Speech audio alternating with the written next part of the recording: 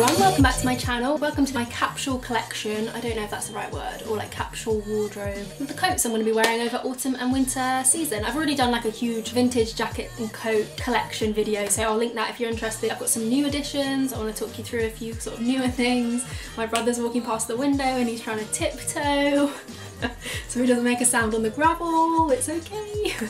But yeah, carry on watching if you want us to see me talk about my clothes. Coat number one. Was that a smooth transition? This is a really beautiful long brown coat with faux fur cuffs. It's got faux fur kind of, I don't know what you call this, breast?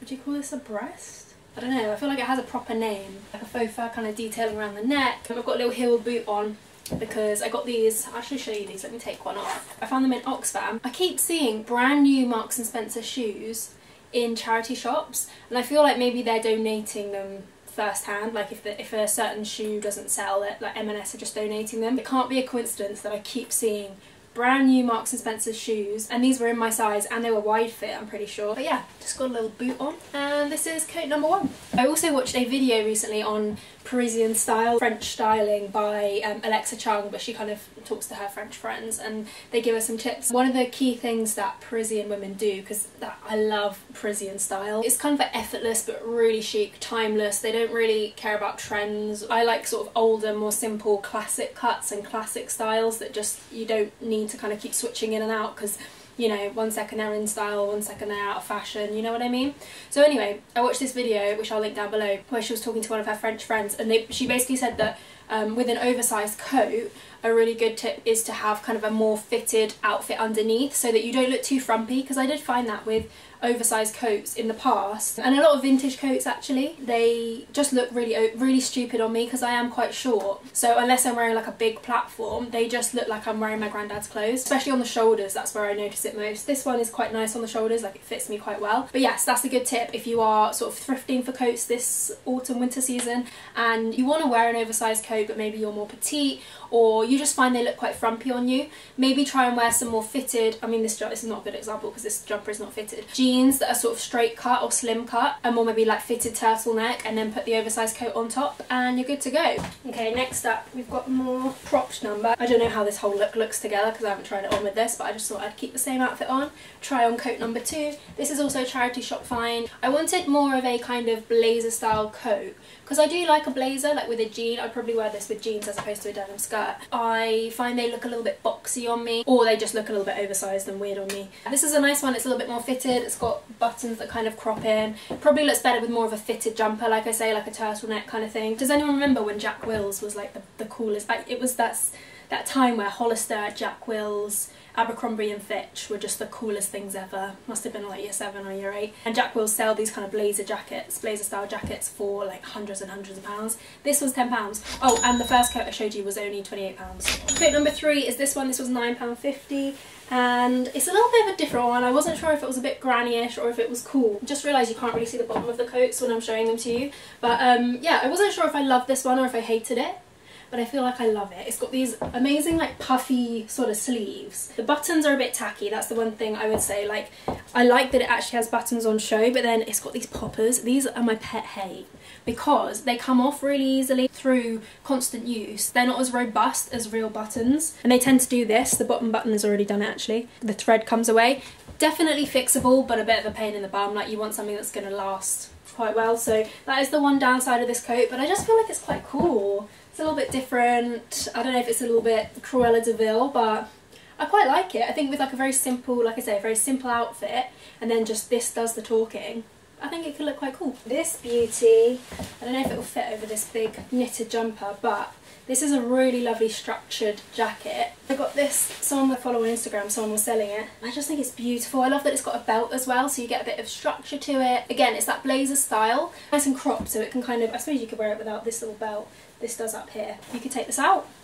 You get creative with it, you know what I'm saying? This I think was around £25 if I remember correctly. Jacket for when it's not that cold in the kind of autumn transitional period. Probably take this hat off. I think that's a little bit. The jacket and the hat gives me Cheryl Cole Fight for This Love vibes, which is not really my kind of look. On the opposite end of the spectrum, this is not very classy, and I can't decide if I like it or not, but I wear it all the time because it's so cozy. It's this teddy bear coat. Yeah, I don't like this exposed silver zip. This looks very cheap, and it was £5. Got it in Windsor actually, and it is so warm. I wear it around the house, I wear it at work because I work in a converted barn and it's quite cold in winter. We have a like real fire stove, but it takes a while to warm the whole office up because it's a big barn. So yeah, I wear this at work sometimes. Oh, it's got a lipstick in the pocket. Wild Watermelon. Oh look, that's nice. I've actually been loving this shade recently. It's a really lovely tropic lipstick. Anyway, but yeah, that's this one. Nice and cozy, not too classy or upmarket. I feel like it's a bit sort of Urban Outfitters, you know what I mean? You know what I'm saying? Second to last, I haven't actually worn this one in a while because it's so heavy, but it's so warm. Like, this has done me really well. I remember when we went out in Bristol once, for some reason, I didn't really have many other jackets and I decided to bring, oh, it's because I came from Nottingham. I used to wear this a lot around Nottingham because it's so warm. It is quite heavy. I got it in Nottingham. It was from a vintage store. It's incredibly heavy. Yeah, I went out in Bristol once and I didn't want to pay the cloakroom charge, so I was in this club. Everyone, if you've ever been to Bristol, the student vibe is wavy garms, if that means anything. Kind of like, I don't know how you'd explain it other than wavy garms. Like gap year kind of traveller look, a bit more party. I hope I'm not offending anyone who's from Bristol. Great place, highly recommend it. But the point is, everyone was in these kind of like skimpy, really nice, spangly, glittery outfits, and I was just there in this massive coat, sticking out like a sore thumb, shall we say. Sticking out like a sore thumb. That's a little story behind this. Like I said, I got it in Nottingham, got it in Hopkinson Vintage, which I've talked about a million times before. You should sponsor me, guys, but I'll do it for free, don't you worry. But if you want to pay me, I'll send you my PayPal. I love that this has got a really nice red lining as well. It's just really good quality. It definitely needs a dry clean because, like I say, I've taken it to pubs, clubs. It's had spillages on it of all sorts, and I haven't had it cleaned yet, so I probably should. I wonder if I can just put it in the washing machine. Probably not. Oh, I think that's it. Oh no, there's one more. Last but not least, my faux fur jacket. This bad boy I again got in a vintage store. It was, oh, I think it was closer to £50 actually. It was quite expensive, but I've had it for years and it's done me really well. Again with faux fur coats, because they are quite big and quite frumpy, to stop me from looking big and frumpy, I like cropped versions. A long fur coat is beautiful. Faux fur. A long faux fur coat is beautiful. I love the look of that on tall people or on other people, even other short people. I've seen them and I thought, you look great. But I know if I were to try it on, it just wouldn't look good on me. So yeah, that's why I opted for a shorter one. It's got pockets, it's got lovely silky lining. It was originally from Hamels of London. I don't know what that is, but it sounds quite fancy.